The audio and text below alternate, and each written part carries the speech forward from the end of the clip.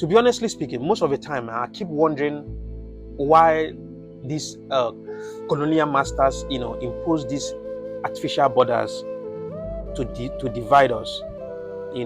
Why is it that Africa will still have borders, existing borders till today in 21st century? Why is it that after the colonial masters left, as they say, why is it that our leaders still keeping these borders, knowing fully well that these borders are part of the things that are dividing us, part of the things that are discriminating us, we are using to discriminate ourselves? I mean, this artificial border that was imposed on us by the colonial masters have caused us more harm than good, and it's part of the reason why Africa is not developing, Africa is not moving forward. Now, something happened a few days ago. I watched Moses Bliss that sings a gospel song, right?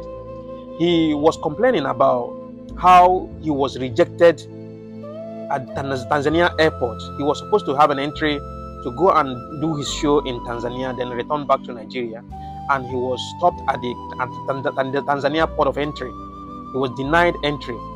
Because why? Because there was no visa. And I have a question. Why do we need visa as an African? Why do we need visa to travel to Tanzania? Why do we need visa to travel to South Africa? Why do we need visa to travel to Zimbabwe? Why do we need visa to travel to Sao Tome and Principe? Why do we need visa to travel to Ethiopia? Why do we need visa to travel to Cameroon? I have these questions to ask. Why is it that, okay, now let me ask a question. What is even the use of this African Union of a thing? What is the benefit of this African Union of a thing that they have imposed on us? Because last time I checked, this African Union is even part of the problem that we are having in Africa, because they are not adding any reasonable value in Africa. These are bunch of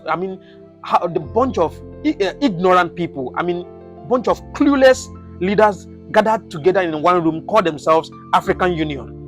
Because you cannot tell me that we have African Union. African Union is still in existence, and an African will need visa to travel around Africa.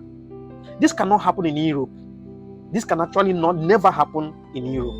I've said it time without number. If you have a Schengen visa, now with that Schengen visa, you can travel all the Schengen states in Europe. With your Schengen visa, you can travel all the Schengen states in Europe. Now, for instance, you're a Spanish, you can easily travel to Italy, travel to Slovenia, Slovakia, Netherlands, Germany, Sweden, Switzerland, name them. You can travel all around Schengen country as a Schengen citizen. You can drive, there's no border. Last time I was watching Tayo Aina at the border between Portugal and Spain. That border, you can easily cross that border without any interruption. There is no custom or any police officer that will stand on the border waiting for you to bring your passport out. It's not possible. You can travel all around Schengen states, and this is one of the reasons why Europe economy is growing day in, day out, because they have free travel within the Schengen states. Why not introduce such thing in Africa? Why must we have to need visa to travel around African countries? Let me not just talk about other regions in Africa. As a West African citizen, do you know that as a Nigerian citizen with Nigerian passport, do you know that I will find it difficult to travel to West African states, to West African countries? Now, if you're a Nigerian traveling all the way from Nigeria down to Benin Republic, from Benin Republic, you enter Burkina Faso, you don't have no problem. You have no single problem with this country that I mentioned now, Benin Republic, Burkina Faso. When Burkina Faso was still in ECOWAS, before they become Sahel or whatsoever they call them, you have no problem, you have no issue. What you pay is maybe day meal, I think 2,000 CFA in Burkina Faso border, 2,000 CFA or 1,000 CFA in Benin Republic border. But immediately you are stepping into Mali border in as a Nigerian passport holder, do you know that you will have to pay 10,000 CFA? 10,000 CFA before you can be able to get a stamp, entry stamp to go into Mali as a Nigerian passport holder, you will have to pay 10,000 sefa. I mean, this 10,000 sefa, they will not remove even one samfra from it. You will have to pay complete 10,000 sefa before you be granted entrance. To be allowed to enter into Mali. Now, after Mali in, that is after Mali in, going forward after Bamako, going forward to the border the border exit border between Mali and Senegal. As a Nigerian passport holder, when you exit that border, you still have to pay another 10,000 sefa. That is somebody that is on transit. You will have to pay 10,000 sefa, meaning that if you are going into Mali and going outside Mali, you will have to keep 20,000 sefa in and out as a Nigerian passport holder. This is how serious it has become. And this thing, we have complained and complained and complained, even to the embassy here. We have complained and nothing is being done. I've not gone on that route for a very, very, very long time. In fact, since when I got on that route was, I think, 2013 or thereabout, 2012. That was the last time I entered that route. I never even go on travel by road since 2012. But my experience, and is what I'm explaining, and what other people are experiencing is what I'm explaining. Now, when you, as a Nigerian passport holder, when you come to Senegal border in, you will have to pay 5,000 sefa before you can allow entry as a Nigerian passport holder. And at the exit point, what's it called? Amdalai, you will still have to pay another 5,000 sefa before you can exit Senegal, making it 10,000 sefa. Meaning, if you are on transit coming from Nigeria, you will have to keep at least 40,000 sefa. 40,000 sefa for stamps. This is ridiculous. This is unbearable. This is uncalled for.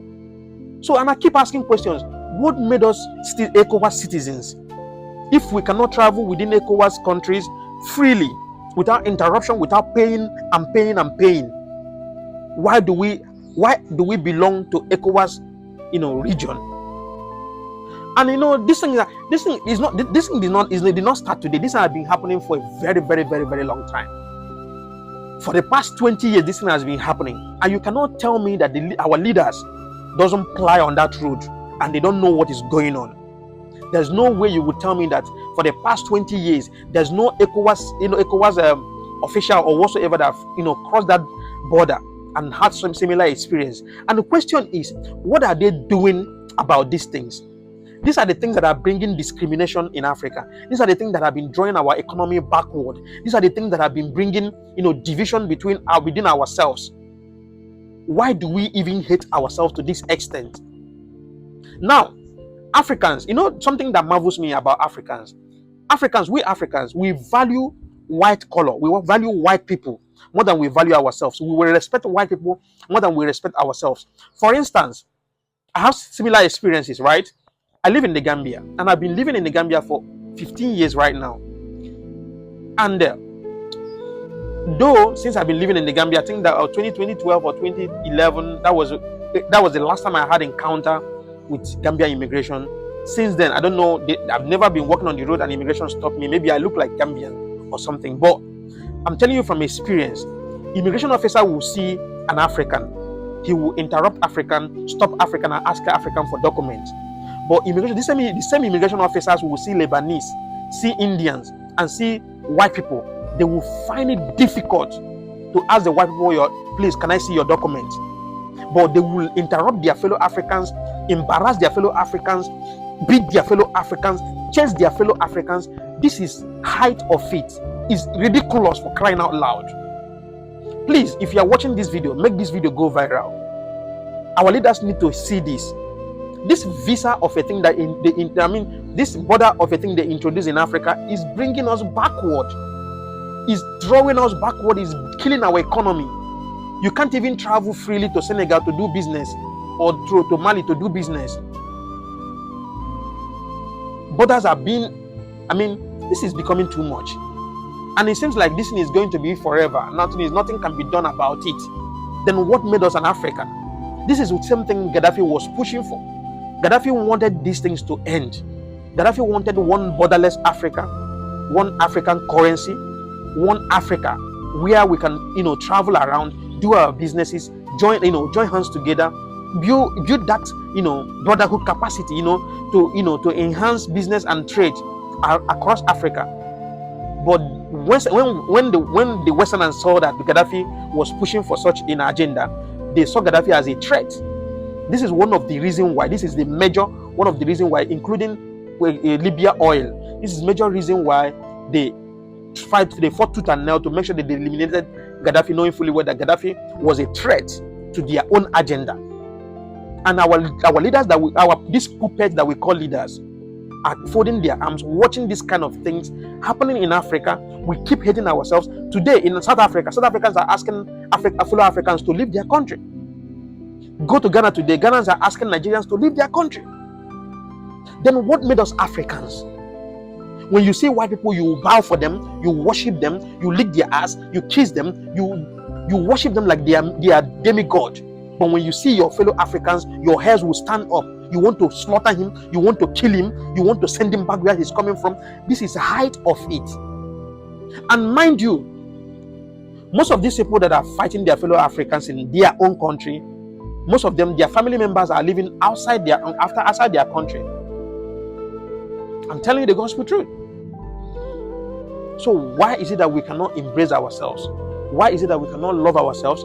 Why is it that we cannot cherish ourselves? Why is it that we cannot unite as one Africa and fight for one cause?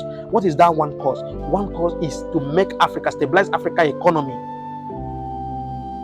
Stabilize Africa economy, stop corruption in Africa, attract good leadership in Africa, so that we can have a better society where we can be proud of, where our children can wake up one day and say, yes, Daddy, you guys fought for us. Thank you very much. We keep discriminating ourselves in the name of fighting for you foreigner. You are a foreigner. Who is a foreigner, for crying out loud? This is one of the reasons why I've said it time without number. This is one thing I love about Nigeria. This is one special thing I love about Nigeria. Nigeria is difficult to cross Nigerian border. For those of you that have not been to Nigeria, let me just tell you, it is difficult to cross Nigerian border, both the land and the port of entry and in the airport. It is always difficult to cross Nigerian border. But when you cross Nigerian border and enter Nigeria, you're automatically a Nigerian. You can never see any immigration officer on the road interrupting you, asking you for documents. Where will you even see immigration in Nigeria? Where?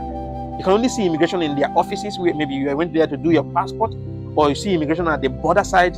That's the only way you see immigration. You can't see immigration or walking on the road, checking for documents and all that.